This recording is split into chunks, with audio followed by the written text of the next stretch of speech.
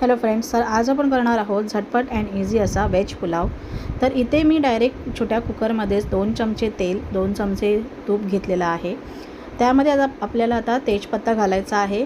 इथे मी थोडीशी लवंग, थोडीशी मिरी आणि एक दालचिनीचा छोटा तुकडा घातलेला आहे।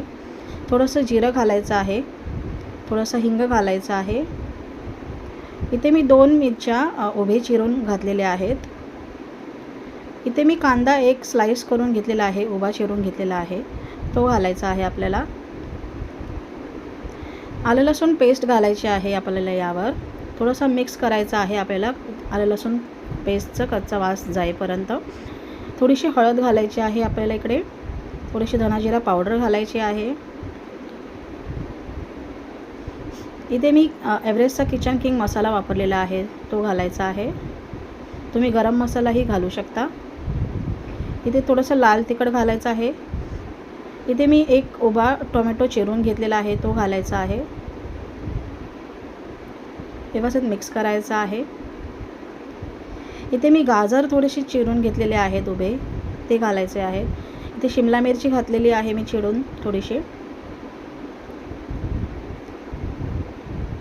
इथे एक बटाटा छोटे पीसेस करून घालायचे आहेत आपल्याला। इथे मी अर्धी वाटी मटार घातलेली आहे। तुमच्याकडे जे सुद्धा भाज्या असतील ते तुम्ही घालू शकता तुमच्या आवडीनुसार। इथे मी थोडी अर्धी वाटी दही घातलेलं आहे, थोडंसं मीठ घालायचं आहे आपल्याला, भाज्या थोड्या सॉफ्ट होण्यासाठी थोडंसं मिक्स करून घ्यायचं आहे। इथे मी हे 2 वाटी तांदूळ स्वच्छ धुवून त्याचं पाणी निथळून 15 मिनिटासाठी ठेवलेलं, ते घालायचं आहे आपल्याला। व्यवस्थित मिक्स करायचं आहे आपल्याला, थोडं हलक्या हातावरच मिक्स करायचं आहे।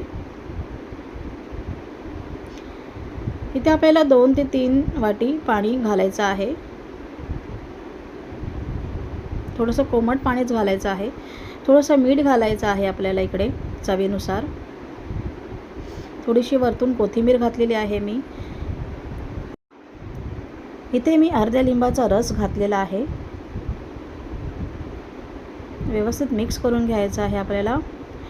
इथे हे कुकरचं झाकण लावून आपल्याला आता 3 शिट्या द्यायच्या आहेत।